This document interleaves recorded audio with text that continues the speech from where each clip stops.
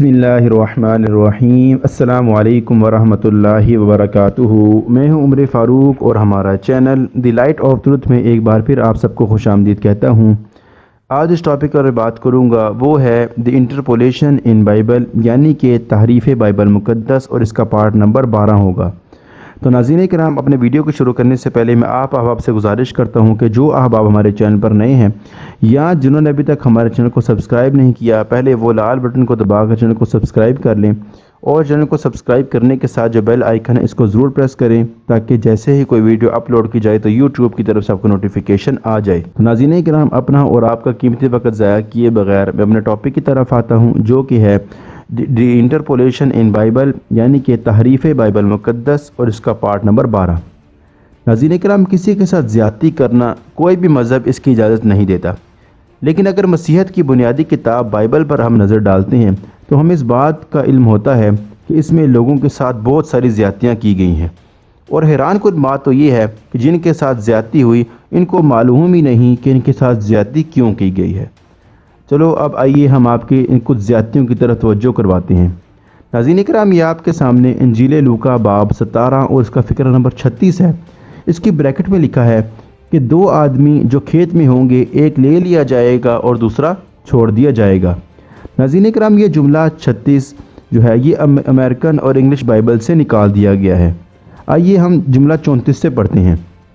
جملہ 34 میں لکھا ہے کہ میں تم سے کہتا ہوں کہ ایک رات 2 آدمی ایک چارپائی پر سوتے ہوں گے، ایک لے لیا جائے گا اور دوسرا چھوڑ دیا جائے گا۔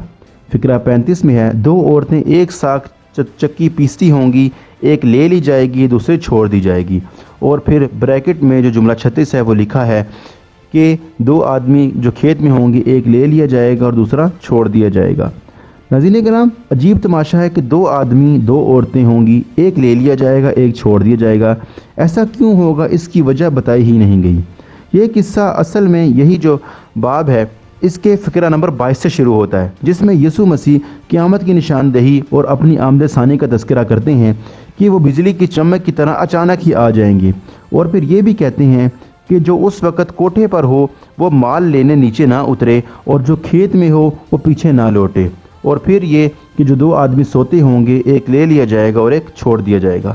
مگر اس قصے کی وجہ ہی نہیں لکھی کہ ایک کے ساتھ معاملہ ہوگا، دوسرے کے ساتھ کیوں نہیں ہوگا، ایک لے لیا جائے گا، دوسرا کیوں چھوڑ دیا جائے گا۔ الغرض الجھن کے ساتھ یہ تعریف موجود ہے، اور وہ بھی اپنی مرضی کی۔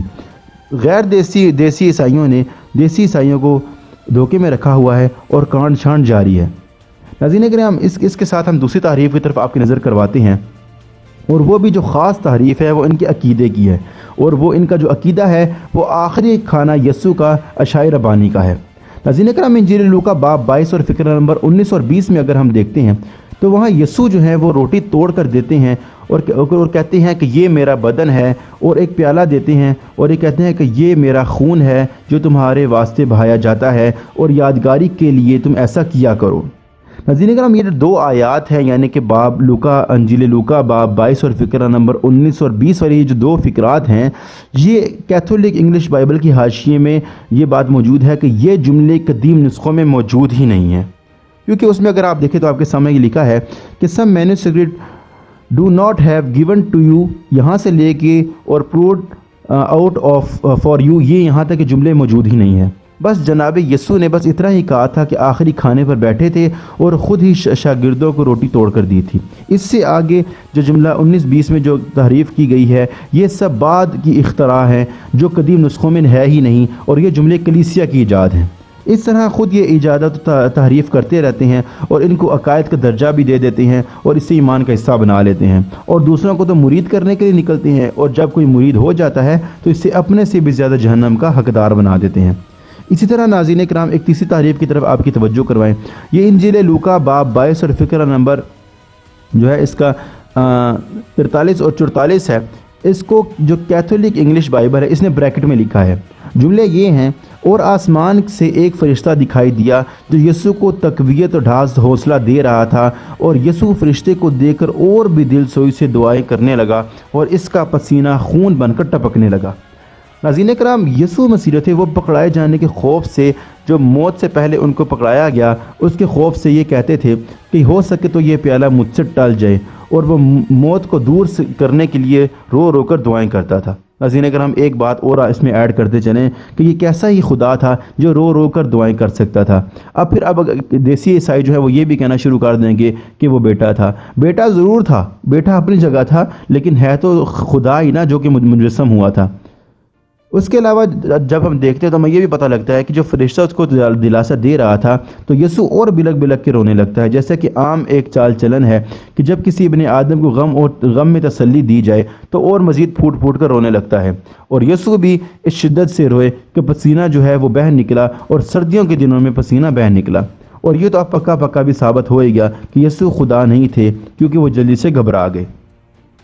اب ناظرین کرام اگر ہم انگلش کیتھولک بائبل کا حاشیہ دیکھتے ہیں تو اس میں بھی ہمیں یہی بات ملتی ہے کہ یہ قدیم نسخوں میں یہ جملہ نمبر 43 اور 44 یہ ہے ہی نہیں تھا۔ اب یہ بھی آپ کے سامنے تعریف کی گئی ہے، یا آپ کے سامنے بھی اسکین موجود ہے۔ اسی طرح چوتھی تعریف کی طرف آپ کی نظر کرواتے ہیں۔